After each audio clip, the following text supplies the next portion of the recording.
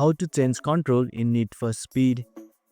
If you are not a fan of default driving controls, let's change the control setup in Need for Speed on your iPhone.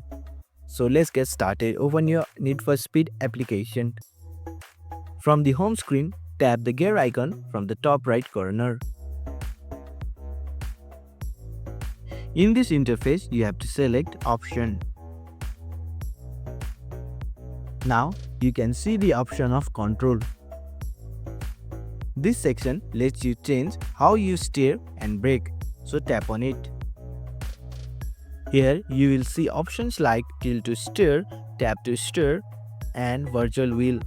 Pick the one that feels best for you. Start a quick race to try out the new setup. You can always come back and change it again if it doesn't feel right. And that's how you change control in Need for Speed. Thanks for watching. If you found this helpful, give it a thumbs up and consider subscribing for more tutorials. Drop a comment if you have question or suggestion for future videos. And don't forget to check out our playlist. See you in the next one.